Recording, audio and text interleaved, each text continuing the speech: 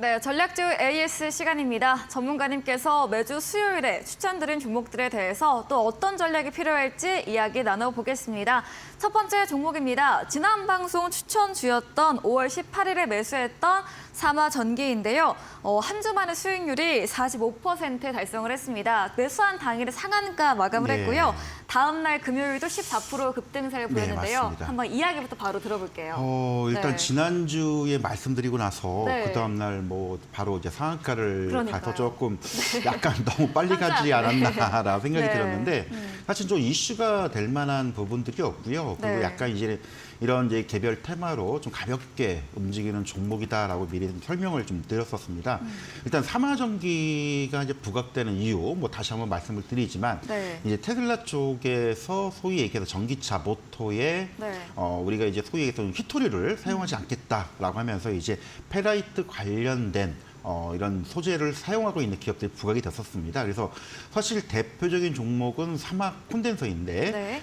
이런 삼화 콘덴서나 삼화전자 이런 이제 계열사들, 삼화전기도 마찬가지에서 이런 삼화전기도 페라이트 코어 제품을 생산하고 있는 계열사이기 때문에 서로 이제 이런 시너지에 대한 이런 관련 가능성들을 좀 말씀을 드렸었는데요. 일단 지난주 흐름, 기술적인 흐름을 잠깐 보면서 설명을 드리면 뭐 일단 1차적으로 뭐 4월 말 5월 초에 한번 1차 급등이 한번 나왔었습니다. 그래서 조정 준 이후에 뭐 다시금 재부각 가능성을 좀 염두를 해뒀고 그 부분을 말씀을 드렸던 부분들인데 뭐 그 다음 날 바로 이제 급등을 하면서 요 3만 원까지 다시 올라갔다가 조정을 받는 아무래도 단기간 급등을 했기 때문에 당연히 이제 차익 실현 물량이 나올 수밖에 없는 그런 부분들. 근데 중요한 거는 이 페라이트 부분들이 이제 테슬라 쪽에서만 이미 진행이 됐고요. 네. 사실 이제 이런 이제 히토리를 쓰지 않겠다는 거는 이제 사실 미국과 중국의 어떤 정치적인 이슈 관계가 엮여 있는 그런 부분이라서 이게 단기간 해결될 사항은 아니라고 좀 보이고 있고요. 그럼 결국은 테슬라 이외에 다른 이제 전기차 업체들도 이럴 가능성이 좀 있지 않냐 이런 얘기들이 좀 들려오고 있습니다. 물론 시간이 걸리겠지만 그래서 뭐 이런 페라이트 관련된 종목군들이 당장의 어떤 가시적인 실적에 영향을 주는 게 아니기 때문에 어떤 단발적인 이슈로 급등을 했다가 이제 차익 실현 물량 때문에 조정을 주고 있지만 또 관련된 이슈 이런 부분은 살아있기 때문에 네. 조정을 주게 되면 다시 한번 또 움직일 수 있는 여력은 충분히 좀 있다. 다만 일단 1차적으로 뭐 제시했던 목표가를 돌파를 했고요. 그쵸. 3만 원대를 이제 터치를 했기 때문에 네. 우리가 이제 흔히들 기술적으로 표현을 얘기를 하자면 정고점 때의 매물대를 돌파를 못했다라고 표현을 많이 하는데 결국 그만큼 이제 차익 실현 물량도 많이 있다는 겁니다. 네. 그럼 결국은 이제 주가가 추가적으로 계속 이어지려면 어떤 이 페라이트 관련된 어떤 수주 실적들 혹은 관련 업황의 급격한 개선 이게 좀 나와줘야 되는데 아직 그런 거 없이 말 그대로 어떤 기대감이 선반영이 되면서 움직였기 때문에 주가는 좀 조정을 받는 거고요. 따라서 거기에 따르는 차익 물량이 좀 나오고 있다. 그러면 일단 오늘 마감된 종가가 24,450원인데 네. 여기서 조금 더 조정을 줄 수도 있는 그런 부분들. 다만 아까도 말씀을 드렸듯이 기본적으로 뭐 삼화전자나 삼화전기, 페라이트 관련된 이슈들은 계속 가지고 있기 때문에 이 종목이 다시금 지난번 가격대인 요 가격대 언더권으로 내려오게 된다면 네. 또 다시 또 반등할 수 있는 여지는 충분히 남아 있다. 따라서 이익 실현하되 다시금 가격이 내려오게 된다면 어떤 우리가 흔히들 얘기해서 박스권 전략이라고 하죠. 저점을 매수하고 일정 매물대 고점에서 매도하는 이렇게 이제 그 매매 대응을 해서 수익을 극대화시키는 전략이 있는데 그런 이제 박스권 전략으로 대응하는 그런 전략이 좋지 않을까. 그래서 뭐 들고 계신 분들은 이미 좀 이익 실현을 다 하셨을 거로 보이고 있고요. 네. 만약에 이 종목을 좀 관심 있게 본다면 삼화전자와 함께 다시금 주가가 요 아랫대 충분히 조정을 받으면서 요 22,000원 언더권으로 내려왔을 때에 다시 한번 관심을 좀 가지는 그런 전략 말씀을 드리도록 하겠습니다. 네, 삼화전기 매물대 부근에서 조정은 나왔지만 페라이트 관련 이슈는 살아있기 때문에 반등 여지 남아있다고 의견 주셨습니다. 박스권 저점 매수, 고점 매도 전략으로 삼화전자와 함께 흐름 체크하시면서 대응하시면 되겠습니다. 다음 종목입니다. 지난 방송 추천주였던 5월 18일 매수했던 NK맥스입니다. 바이오 관련 면역 세포 치료 관련 종목입니다. 목요일 4% 장중 강세, 또 월요일 7% 올랐고요.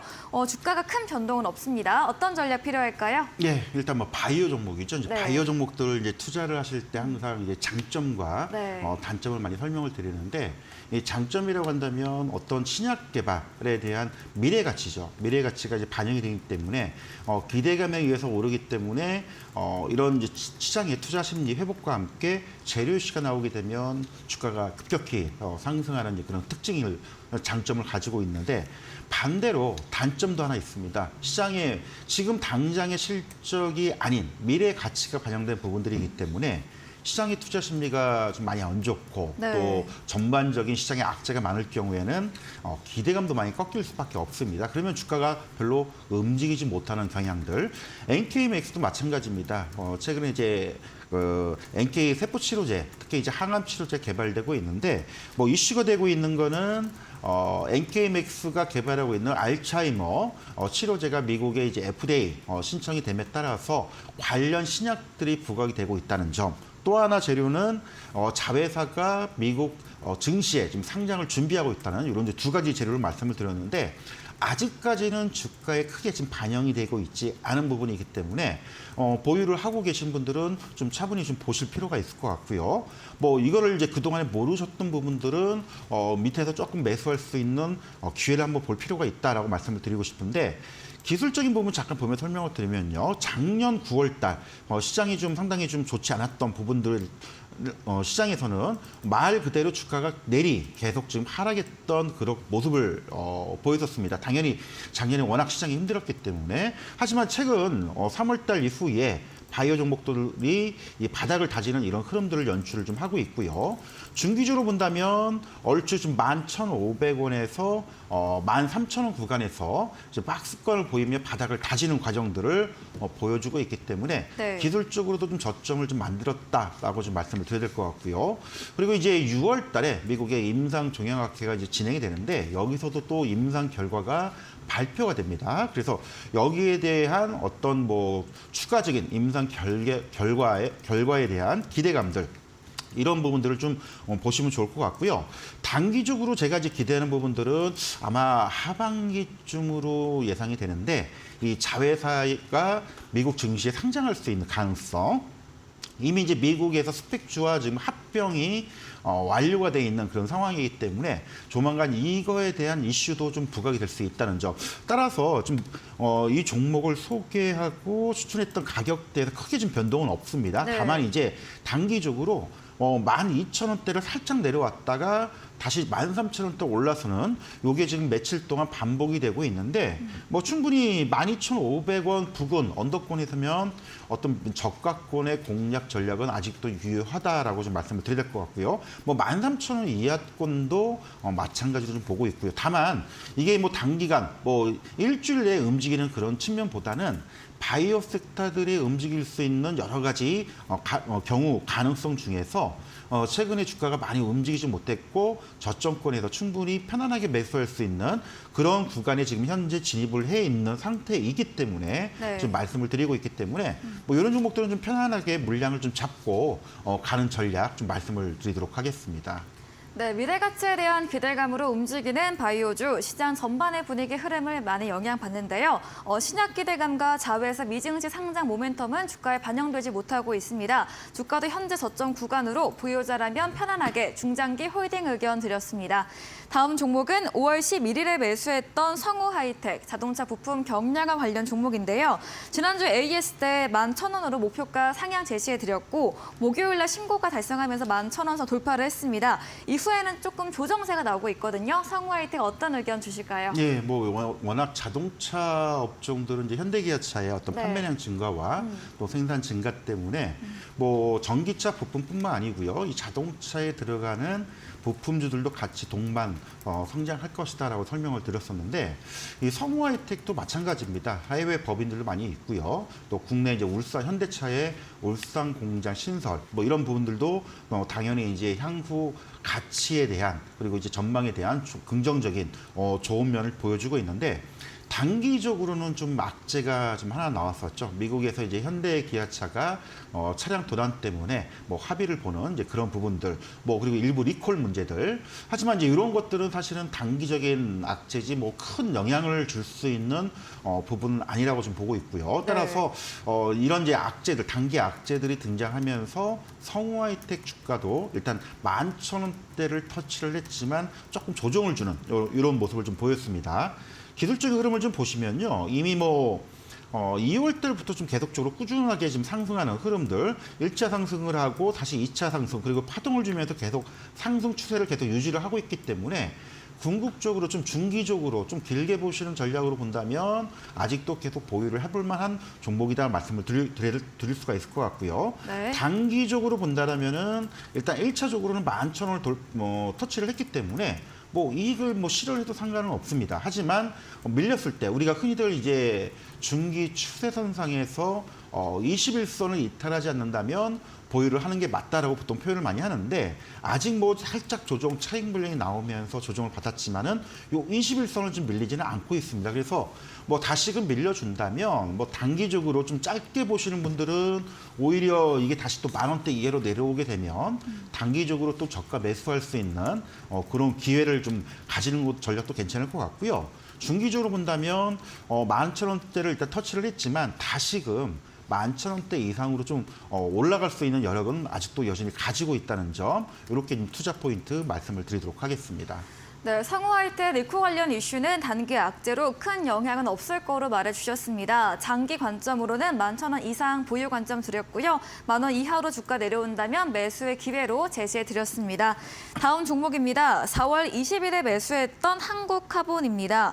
조선 기자재 관련 종목인데요. 변수로 인해서 예상치 못한 부분으로 맞습니다. 조정 후에 다시 추세가 들어 올려지고 있습니다. 5월 초 AS 때 11,000원선 이탈하지 않는다면 계속 들고 가자 의견 주셨고요. 그 선은 지지되고 있습니다. 네, 어떤 이야기 들어볼까요? 네, 일단 뭐 최근에 조선 업종들이 네, 굉장히 좋아요. 강합니다. 네. 오늘도 네. 뭐 대우조선해양이나 현대중공업 주가가 굉장히 강하게 네. 올라오고 있고요. 일부 조선 관련된 기자재 종목들도 상승을 좀 하고 있는데 이 한국카본 같은 경우에는 최근에 이제 밀양 공장 화재 때문에 의도치 않게 주가가 좀 하락했던 그런 모습들. 하지만 그래도 네. 뭐 전체적으로 이 화재 부분들이 총 매출액에서 차지하는 비중이 높지 않았다는 그런 측면을 본다라면 전반적인 조선 기자재 관련된 종목군들이 반등할 수 있는 여력을 좀 갖췄다라고 좀 말씀을 드려야 될 것 같은데.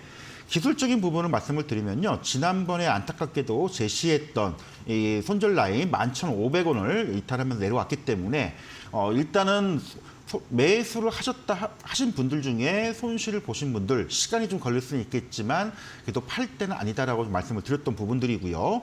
일단 주가가 지금 11,800원까지 살짝 내려왔다가 다시 지금 11,500원대 유지가 되는 모습들. 일단 화재에 대한 부분들은 상당 부분 주가에 지금 반영이 됐다라고 좀 말씀을 드려야 될 것 같고요. 네. 이제부터는 말 그대로 특히 이제 한국카본 같은 경우에는 LNG 본행제, 즉 다시 말하면 그 저온의 LNG 선의 온도, 방호제, 보호제를 만드는 그런 기재재 관련된 종목이기 때문에 선박 수주의 증가 그리고 국내 조선 3사들의 선박 발주량이 늘게 되면 네. 한국카본도 같이 회복할 수 있는 그런 가능성이 있기 때문에 오히려 이제 지금 구간에서는 보유하고 계신 분들은 계속 좀 보유를 하면서 다시금 12,000원 초중반대 회복을 좀 기대를 좀 해보자 말씀을 드리고 싶고요. 그리고 이제 이거를 가지고 있지 않은 분들, 특히 이제 조선주 관련된 혹은 저점권에서 편안하게 매수를 하고자 하는 그런 투자자라면 오히려 지금쯤이면 이제 좀 매수를 참여를 할 만한 그런 구간으로 들어오지 않았나. 지금 11,500원 정도면 지난 그 3월달 가격대 그리고 이제 화재 소식에 의해서 급락했던 그 초반 가격이기 때문에 이 가격대를 올라서게 된다면 충분히 12,000원 혹은 13,000원대 이상으로 회복할 수 있는 구간을 진입을 했기 때문에 오히려 이제 매수하고 있지 않고 주식을 가지고 있지 않은 분들의 오히려 좀 관심을 가져볼 구간이지 않나 이렇게 좀 말씀을 드리도록 하겠습니다.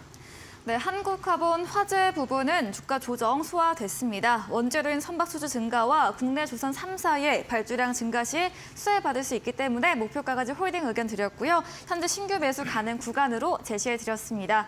다음 종목입니다. 4월 27일에 매수했던 방산주 현대로템인데요. 장기 보유 관점으로 드렸습니다. 현대로템도 이야기 들어보겠습니다. 뭐 현대로템 하면은 우리가 이제 방산주로 많이 좀 네. 알려져 있을 겁니다. 특히 이제 폴란드 쪽에 이제 K2 전차 수출이 네. 되면서 크게 이슈가 됐었는데 원래 이제 현대로템이 전동차를 만드는 회사에서 출발을 했기 때문에 기존에 이제 국내 전동차 수주 그리고 이제 해외 쪽 특히 이제 이집트나 최근에 투르키예 쪽에 수출된 그런 물량들 어떻게 진행되는지 그리고 추가적인 부분들 이 부분을 같이 봐야 될 것 같은데 일단 단기적인 이제 악재가 좀 하나 나왔습니다. 최근 투르키예 쪽에 전동차 공급하기로 했던 계약들이 일단 금액이 매출액이 상당히 많이 축소가 되면서 재공시가 되는 이런 단기 악재성이 하나 나왔고요. 그리고 이제 기존의 폴란드 쪽의 수주는 크게 문제가 없는데 신규 추가 수주, 특히 이제 K2 전차의 루마니아 쪽의 수주 가능성이 최근에도 불거졌었는데 이 부분이 지금 최근에 좋은 소식과 안 좋은 소식들이 굉장히 많이 나오고 있습니다. 네. 루마니아 쪽에서는 이제 방산 예산을 하면서 이 부분을 확보를 하겠다라고 의지를 보여주고 있지만 유럽 내 여러 가지 방산 업체들의 견제들이 좀 많이 들어오면서 이 부분들이 지금 안 좋은 소문들도 일부 좀 나오고 있는 부분들. 하지만 개인적으로 국내 이제 방산 기업들, 방산 산업들의 어떤 성장 가능성들이 잘 되기를 바라는 그런 마음도 있고요. 현대로템도 이번에 이제 루마니아 쪽에 이런 수주 가능성들은 여전히 남아 있다라고 보기 때문에 현대로템의 주가는 어차피 단기적으로 볼 종목은 아니지만 중기적으로 이런 가치나 그다음에 실적의 어떤 성장들이 이루어지게 된다면 하반기에도 계속적인 상승 흐름을 우리가 한번 기대를 해볼 수 있지 않나 이렇게 말씀을 드려야 될 것 같은데 기술적인 흐름을 잠깐 말씀을 드리면요. 상대적으로 우리 여타 이제 방산주에 비해서는 현대로템의 주가가 그렇게 강하지는 못했습니다. 물론 작년에 전반적인 증시가 하락을 하고 약세인 그런 흐름 속에서는 상당히 주가가 좀 빠지지 않고 굉장히 견주했던 그런 모습들. 특히 이제 작년 6, 7월 달에 폴란드 수주 얘기가 나오면서 오히려 지수는 하락할 때 현대로템의 주가가 상승을 했기 때문에 상대적으로 많이 하락한 그런 메리트보다는 오히려 상승에 따른 부담감을 좀 가지고 있다는 그런 측면들. 하지만 아까도 말씀을 드렸듯이 루마니아 쪽의 수주 가능성들은 물론 이게 당장 한두 달 내에 나오지는 않겠지만은 이런 여력들이 충분히 있다라고 본다면 현대로템의 주가는 충분히 4만 원 이상을 가도 누가 뭐라고 하지 않을 그런 가치를 가졌다라고 좀 보고 있기 때문에 단기적으로 잠깐 주춤거리고 숨고르기 조정을 좀 주고 있지만 중기적으로는 아직도 가져갈 만한 그런 종목이지 않나. 일단 최근 흐름을 본다면 네. 뭐 4월 초쯤에 26,000원 대의 주가가 뭐 1차 급등이 나오고 37,000원대를 터치를 하고 지금 조정을 주고 있습니다. 엄밀히 얘기하면 뭐 지난번에 고점 라인들 작년 12월 달 고점 라인대까지 조정을 주는 건 흔히들 기술적인 어떤 조정이라고 좀 볼 수가 있기 때문에 그 구간에 좀 진입을 했다는 점 따라서 이거를 뭐 계속 좀 보유하는 관점에서는 추세가 아직 뭐 꺾였다라고 좀 보기는 어려울 것 같고요. 오히려 이 종목도 마찬가지로 조정이 나오게 된다면 이런 이제 방산주를 가지고 있지 않은 분들이 오히려 이제 싸게 살 수 있는 그런 기회를 한번 볼 필요가 있지 않을까. 그래서 충분히 단기적으로 본다면 뭐 3만 원대를 이탈하지 않는다라면 크게 뭐 추세적으로 이상은 없다라고 좀 말씀을 드리고 싶습니다. 그래서 오히려 이 3만 1,000원, 3만 원 구간에서는 오히려 좀 물량을 조금 더 늘릴 수 있는 그리고 이제 그동안에 관심을 가지고 있지만 이 주식을 사지 않은 분들은 분할 매수로서 접근할 수 있는 메리트는 충분히 있지 않을까라고 좀 말씀을 드릴 것 같고요.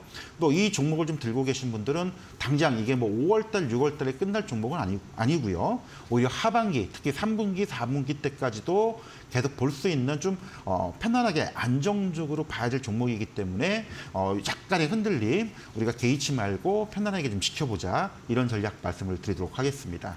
네, 루마니아 수주 가능성은 남아있다고 합니다. 이와 함께 실적 성장 이루어진다면 하반기 전망 긍정적으로 봐주셨고요. 3만 원서 이탈하지 않으면 추세 문제 없기에 길게 4만 원 이상까지 목표가 제시해드렸습니다.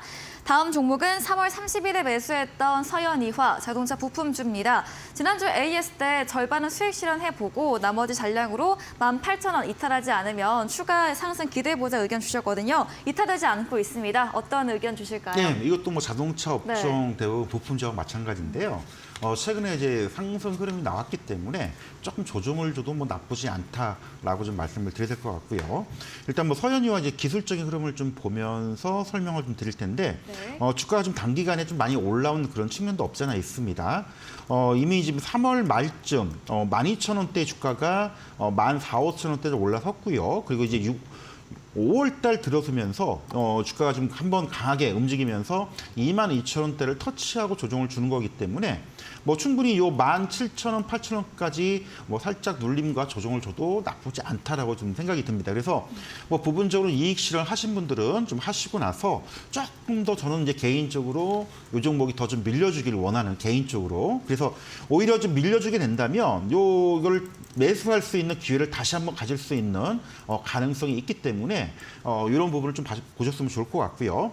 일단 17,000원 선을 크게 이탈하지 않는다면 크게 뭐 문제는 없다라고 봅니다. 그래서 이 종목도 마찬가지로 오히려 조정을 준다면 매수 기회를 한번 볼 수 있는 그런 종목이기 때문에 이런 전략 감안하셔가지고 향후 대응 전략 참고를 좀 해주셨으면 좋을 것 같습니다. 네, 다음 종목은 2월에 매수했던 강원에너지 오랜만에 AS 주셨습니다. 4월 중순 조정세 이어지다가 최근 3거래일 강세 보이고 있고요. 어제 장주 28% 급등 보였고 오늘도 강세 마감됐습니다. 이런 포대 배터리 공급 업체와 이런 신규 기업 발표 소식도 있었는데요. 강원에너지 오랜만에 한번 이야기 들어볼게요. 예, 맞습니다.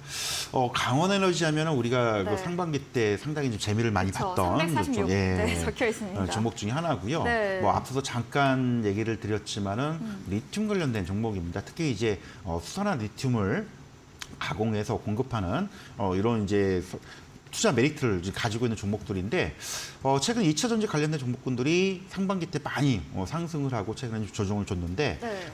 슬슬 이제 얼추 기술적인 조정은 좀 마무리됐다라고 좀 보고 있습니다. 일단 네. 기술적인 부분을 보고 설명을 드릴 텐데 물론 강원에너지가 최근 설비 투자를 단행하면서 수주들 진행되고 있고요. 이런 이제 실적 기대감들이 이미 좀 선반영이 된 거죠. 세부적으로 주가 흐름을 본다면 불과 이제 연초에 8, 9천원 있던 주가가 3월 달 들어서 급격히 상승이 나오면서 이게 4만 원대까지 가는 거의 뭐 400% 이상 급등을 하는 그런 모습을 보였는데 뭐 이게 이제 실적 성장성에 비하면 주가 상승도 당연히 따라오는 그런 모습들. 하지만 단기간에 너무 많이 올랐죠. 네. 따라서 너무 올랐기 때문에 보유하고 계신 분들 좀 이익 실현하자라고 좀 말씀을 드렸었고요.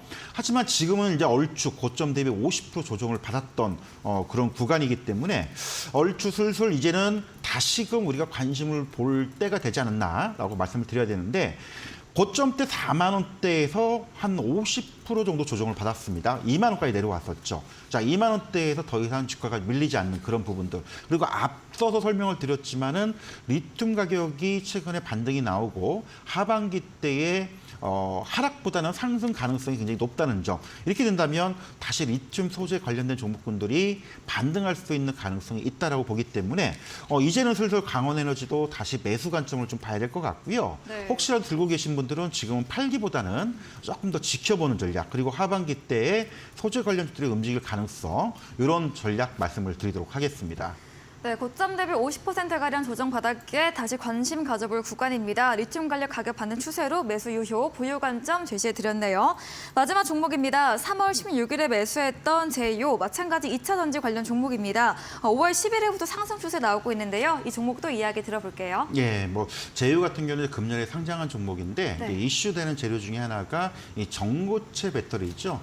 탄소나노 튜브를 활용해서 이 전액 액체가 아닌 고체 배터리 화재 위험을 줄이는 요 관련된 기술들 상용화 가능성을 말씀을 드렸었는데 이런 이슈가 좀 부각이 되면서 주가가 좀 많이 4월 초까지 상승이 나왔다가 최근에 좀 조정을 받았습니다. 이미 주가 흐름들 보시면은 상장 이후에 제이오 같은 경우 지금 그 2만 원대에서 이제 4만 원대까지 거의 100% 상승이 나왔던 그런 부분들. 하지만 최근에 조정을 주고 이제 밀리지 않는 이런 가능성. 그리고 이제 전고체 배터리에 대한 어떤 본격적인 상용화 가능성이 이슈가 된다면 이 종목도 좀 조정이 좀 마무리되지 않았나. 그러면 좀 여기서 반등을 시도할 수 있는 구간을 좀 진입을 했다라고 보기 때문에 네. 이 종목도 다시금 보유하고 계신 분들은 지금 팔 때는 아니다라고 좀 말씀을 드려야 될 것 같고요. 오히려 또 이 종목에 관심이 없거나 가지고 있지 않은 분들은 오히려 슬슬 매수 관점으로 한번 볼 때가 되지 않았나. 그래서 이런 전략들을 말씀을 드리도록 하겠습니다. 네, 조정 후 반등 추세기에 보유 그리고 신규 매수 전략 드렸습니다. 다음 코너 도전 상한가에서 전략주에 대한 힌트를 알려드릴 예정입니다. 힌트 듣고 정답 아시는 분들 9시 한결선 전문가님의 무료 온라인 공개 방송 들어오셔서 채팅창에 남겨주시면 커피 쿠폰 함께 보내드리겠습니다. 마지막 코너 도전 상한가로 돌아오겠습니다.